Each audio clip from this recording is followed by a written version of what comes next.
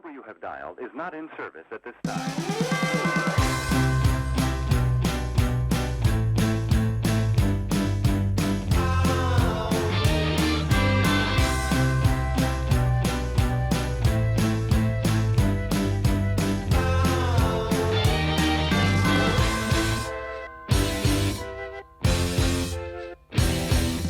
Thank you.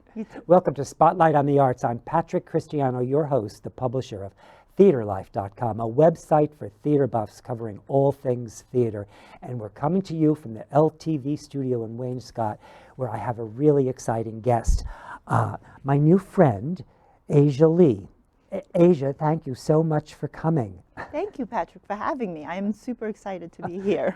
Well, every time I talk to you, I just get more and more amazed. And I brought my little notes because Asia is an artist and a healer, but her journey to photography has been all over the map, I guess you'd have to say. She has done so many things. I brought my notes because I can't remember them all.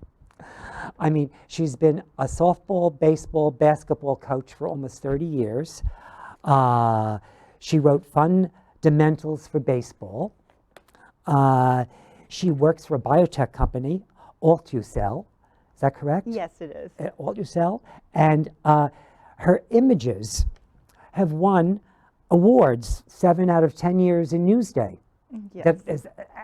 And you're the honoree this year at Hofstra University for the Diversity Award. And you get an award almost every year, it seems like, for...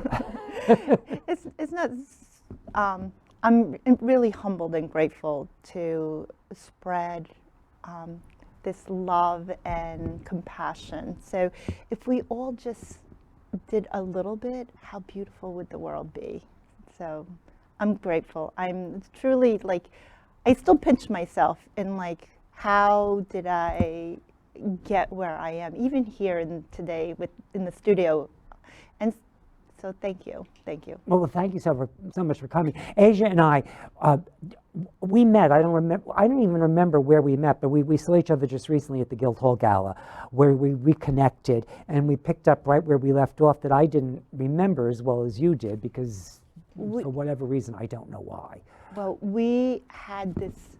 I remember it because I was fascinated by you and your story, and the book your life lessons from the book. The show I wrote, My Lessons from Dogs, yes. It was a longhouse. So we spent a half hour before walking in that we didn't even see the swimmers and all the beginning entertainment because we were so engrossed. I was so engrossed in speaking with you, and you had invited me.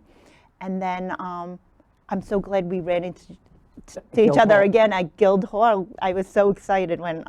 Well, one of the things that we discovered in talking, too, is the power of stories, because I'd like to talk about your story later on, because it's incredible what you've been through, and we shared a commonality about the power of telling your own story, and how people that can identify with it is releasing for them, but it's inspiring for people that can identify with it, and it becomes a really freeing force for the storyteller. Yes, because stories are so powerful, because you see how someone overcame something or something similar to you, or the pain. Because for me, I know when I was in pain, I didn't have any role models. Yeah. Before we even get to that, let's show them where we're at. Okay. And let's show them the work. Okay. Yes. So because and these are all photographs for the most part, and you also do films. But let's do the photographs first. So can we? I think we have a few. Could we have them one at a time? Whatever we have.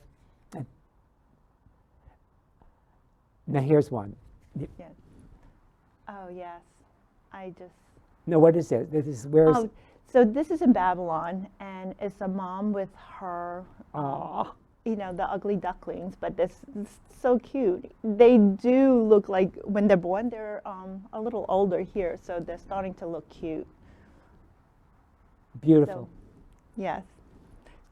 Oh, wow. So this is summer. This is right on the beach. I love when the tide is just calm and you can see the reflection. And I think it's just to take a breath and see the beauty that wherever you are, there is always beauty. It's what we focus on. And that's what I try to focus on a daily basis, to like prime myself and to share it with the world on what a beautiful place we live. There's still so much beauty.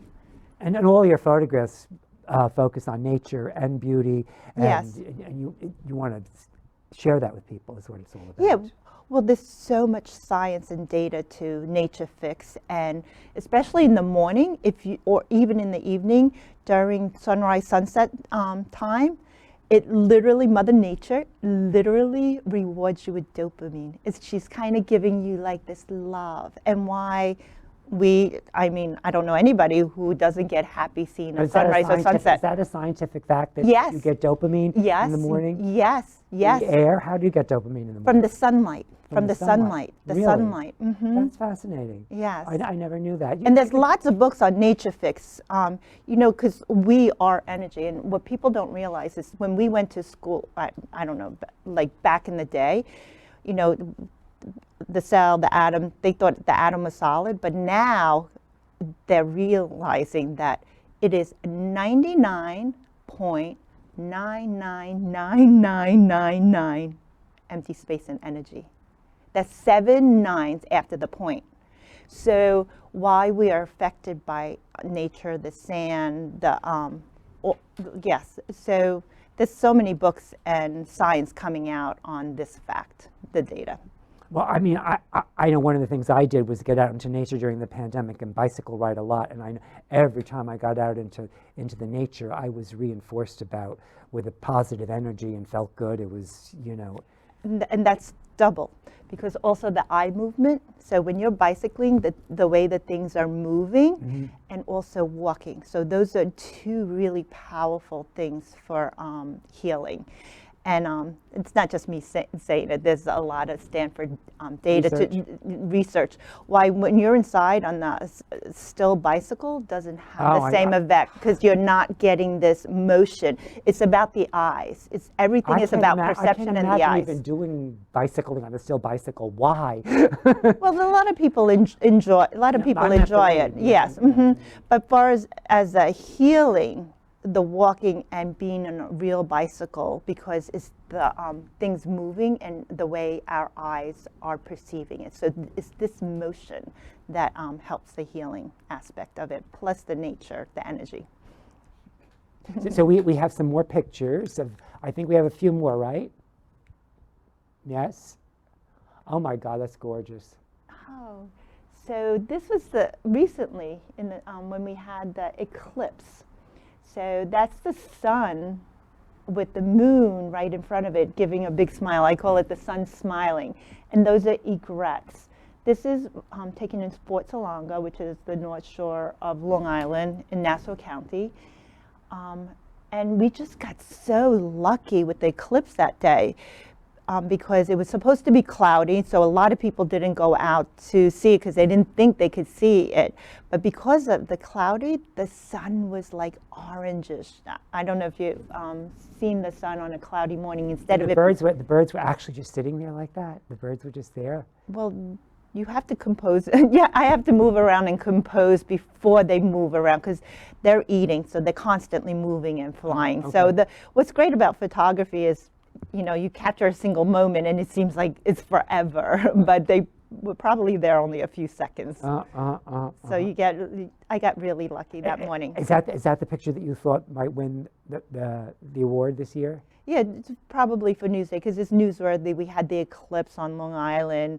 It's the egrets. It's not just plain seagulls. Like, people don't realize how many beautiful birds we have all around us here. So. It's stunning. It's absolutely stunning. I hope you win. I think you know what? To me, it doesn't matter. Right? Yes. The winning is like a bonus. My passion is just like to be in it and capturing it, and I'm just so grateful. Like that when you get that shot, it's just like wow, So it's the highlight of being in that moment. How did you get up?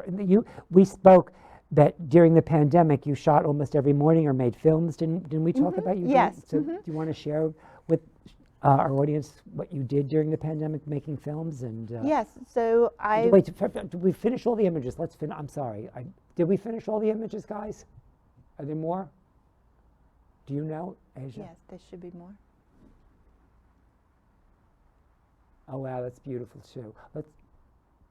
Now where's this one? This is Jones Beach. It was so amazing. I felt like I felt like I was one of the birds, because when they would come and land on the beach, I would be so close to them and they weren't startled.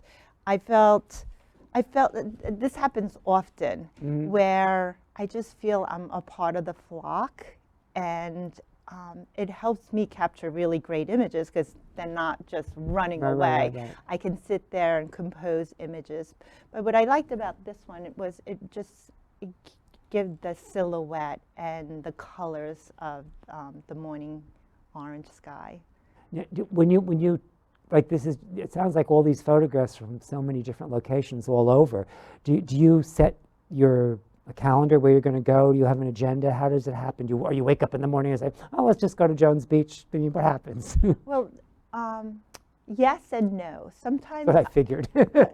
sometimes I have a plan, but I wake up too late.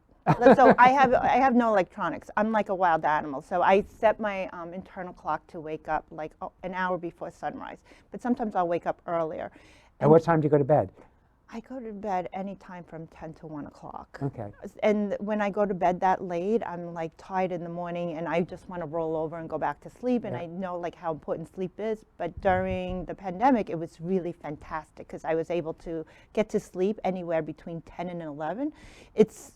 I go to bed late when there's events and charities and stuff. It's difficult to, when a charity ends at 11 to go to, yes. The thing is, you make an itinerary, but you don't always make an itinerary. So Yeah, it's I look at different. the sky. I look at the sky because, say it's raining here, right, in the Hamptons, but it can be sunny in Nassau County, or a storm, like they had a hailstorm, I think, yesterday evening, but it was beautiful here. Right, I know. So I look at this. I look at the sky, and sometimes I'll look at the cloud map because I love clouds. Those are the things that bring beautiful color and depth, and just it's like the clouds are stories to me. I love the clouds too. Yeah, so it's a little combination of both. And I went to Jones Beach because there's a white snowy owl. Oh, Yes. So he's here for a very short season. Did you get him? Oh yeah, I have a collection of him, and he's just so beautiful. Oh, I'd love to see a photo. You'll have to send me one. I will I would love to definitely. see that. I will. I have a friend that loves owls. You know what? I'll send you a print. I'll send you a print of the snowy owl. I have him like all different flying in from the sun. My pleasure. Flying in from the sunrise. I have him just sitting really close, and it's not like. I give him the space, and you'll see people from all over come to photograph the snowy owl. Sometimes it can be, literally like 50 photographers. And I like to get away from the photographers, like to shoot at another angle or something like that. And what's so cool is like, he leaves them and he comes straight to you. So I get his face coming to me. Or oh, wow. You're supposed to stay a certain feet, but if I'm here and he flies and he sits like this close to me, like I'll startle him by moving. So I just stay still, and I'm able to capture these amazing shots. Are there more images, or was that it? I think there might be one more. One more? Yeah. Oh, gorgeous. So I just love Where is how this? unique. This is Cold Spring Harbor.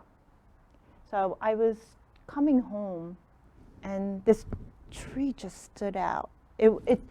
All that is ice crystals. This is the snowy ice crystals. Mm-hmm. So it's winter, but this tree decided to keep his leaves, and to me it was just so symbolic, like how unique and how we don't. Well, I love this the one fact was special. it was This special. one was special. It was special. I like how nature doesn't always conform. I love taking photos of a Well, flower it's a growing in a theme- gas it's a theme. station. It's a theme to you. You like where things don't conform. Yes. Yes, yes, yes, yes. We talked, we're well into the show. We only have maybe a little over 10 minutes left. Oh, really? Yeah, it goes so fast, believe Yes, it or not. yes. But we talked about your story, and which, you shared with me a few days ago, and I was stunned to hear that you were stolen as a child at 5 years old. Yes, yes. And you were made to stay in a cult, and you were almost treated like a slave until you were 16. How do you recover from something like that and get to this place that you're at? Well, what do you want to share with us about it? But you know what? For the longest time, I felt like I was a victim. And you can look at it as a victim because I was a kid. I was stolen from my family, and I just, I want. I go want. I wanted a family. I wanted the life. I wanted love. I wanted so much.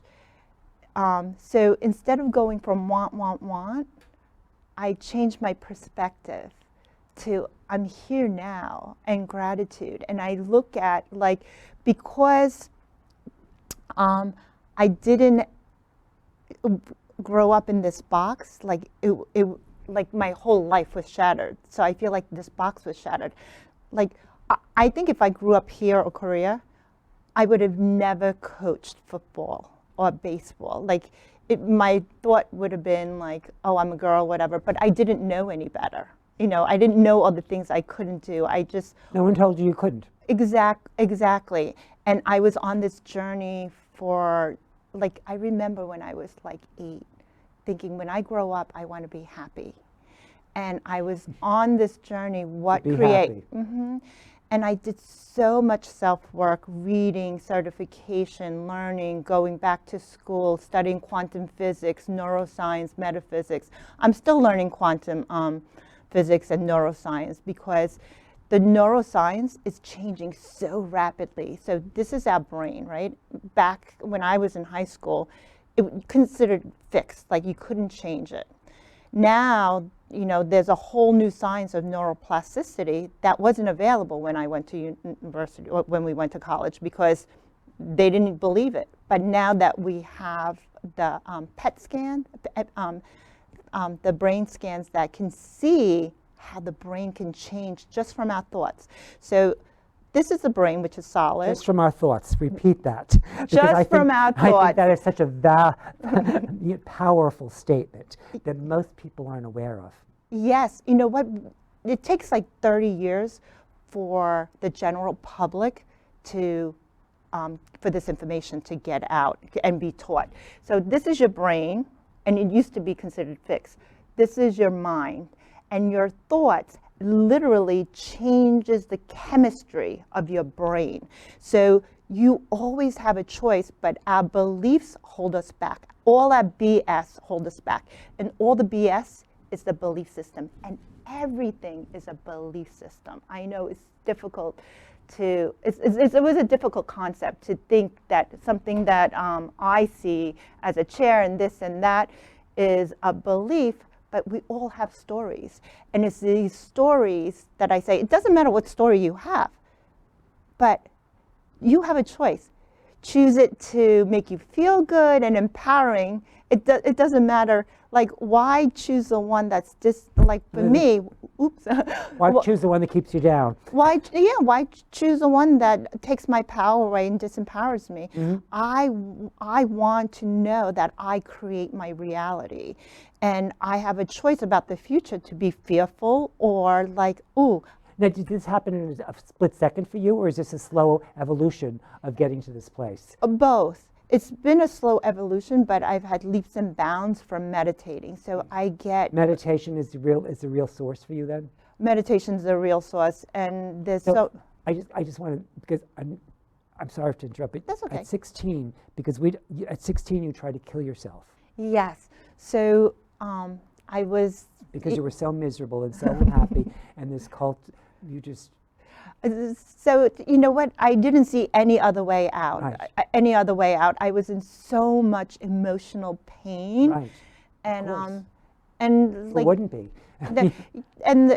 like if you looked at my life and all the things that happen, I mean, it's textbook trauma, textbook right, trauma, right, not I just know. for one incident of being stolen, but the abuse of hunger, physical, like just so much stuff. Right. So when I was 16, I wasn't even just thinking couldn't- clear. I was Right. just in so much pain. I just wanted to leave this You just planet. couldn't endure it anymore. Exactly. And then when I took the entire bottle of pills and I was going into seizure in this tunnel of light, a voice said, you have a purpose. And I was being sent back. Not that I came back to life. I mean, I went to the hospital and then... You didn't go into the tunnel and die. You were sent back. Yes, I was sent back. You were And sent back with a purpose. With the purpose. But the thing is, I'm not the only one that has a purpose. We all have a purpose. If you are here, you have a purpose. Nothing is an accident. So No, I, you are I purpose. believe like you believe too. I believe there are certain things that we're meant to do. And I mean, I know I've done things that I feel I was destined to do. Yes. And so, And my purpose now is because I came from this dark place, and I literally... well, you came from a sunny place, taken to a dark place, to get back to a sunny place, right? Yes, and that's interesting you say that, because my son was reading some blogs on cults and things like that, and the cult I was in, and my name appeared, and he goes, how could you forgive these people belong in prison and stuff? And I said, I forgive not for them, but for me. And this is something that we all need to understand. We don't forgive for other people. We forgive for ourselves so we can be in joy. And I wanted to show that. Because to hold on to anger and resentment, they're not good feelings, and there's no room for positive feelings when you're holding on to those negative feelings. Yes, not only does it hurt us, but we hurt the people that we love around us unintentionally. Because you've seen your when you were growing up, when your parents come home or they're grumpy and Let's not go angry. there. No, but they don't mean it. They're just I know, I just think mine did. No, but this is what I say to a lot of parents, is that you have to have self-love and self-care, because you will hurt others, and especially the loved ones, unintentionally, because they don't know that you don't mean it, So, yes. Thank you for asking. So your son asked you that question, and did he hear you when you gave him the answer? I said I came from love, and I returned to love, that I wasn't broken. Mm-hmm. So that was my text to him, and all right, he's still evolving, because he goes, Mom, you're much better than I am. That's why I wanted to get to. So he's still evolving. So he couldn't, because I don't think that was the point I wanted to make. I don't think you grasp that or get to that place that quickly, even though you're planting the seeds and you're nurturing the potential for them to grow. It doesn't happen instantly. So you at 16. Yes.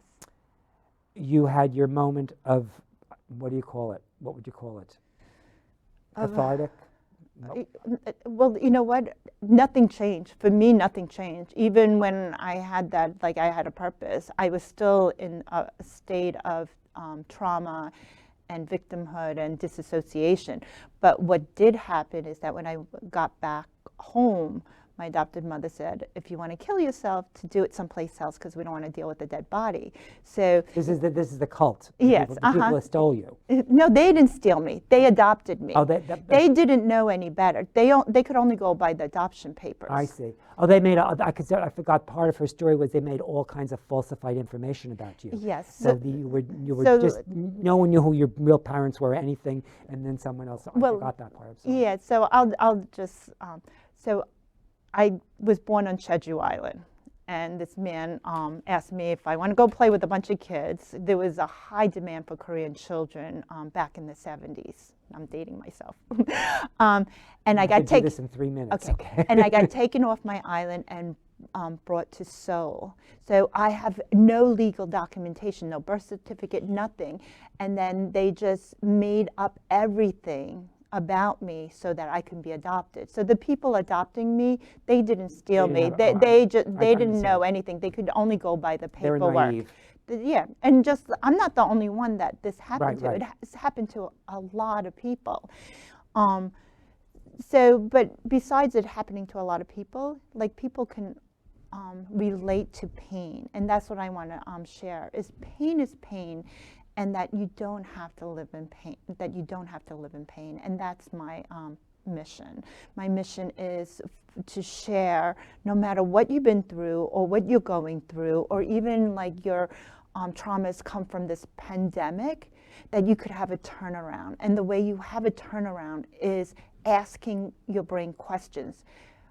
Positive thinking does not work. You know, we're told often to think positive, but your subconscious will say BS, you know, that it's not true. So you have to validate what you're feeling. Like, I feel sad, I feel depressed, I feel left out. You list all your things that you're feeling, and then this is the secret. You do the turnaround.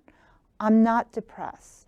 I'm not alone. Because we really aren't alone. If you think about it, and it's not about feeding the turnaround to yourself. What you do is you look for some truth to the turnaround. Right, right. And that's where you start with just a little bit of the positive truth, and you build upon that. So I think your story is so amazing. I mean, we're almost out of time. We have just over a minute. So, I mean, you might want to come back and share some of the steps that you took, because you're just kind of giving the baby steps of what you did in the beginning. But at 16 to where you are, there's a lot of stuff you've done in between. yeah. Besides just take pictures. And we didn't even talk about this little piece here. You want to tell us about this?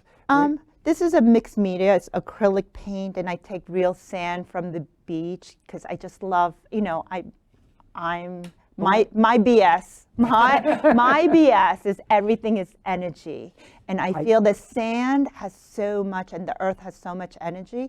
I wanted to put it into artwork where people can see it and feel it, and so I have an exhibit coming up in September in Sag Harbor, which I'll let you know, which will be this mixed media. Do you know where now? Monica Gallery is next to the pizza place on Main Street. Oh, okay. Do you know the dates? No, I Okay. don't. But what in the fall you said? Did you say in the fall? I didn't. September, end of September, yeah, end of September. Yes, it's coming up. It's coming up soon, and I don't have all the info. Sorry. You'll have to come back and visit with us again. Thank you so much for coming. Thank Believe you, it or thank not, we you. are out of time. No, Asia. yes, I knew it would go fast with you. Thank you. Thank you. Thank you.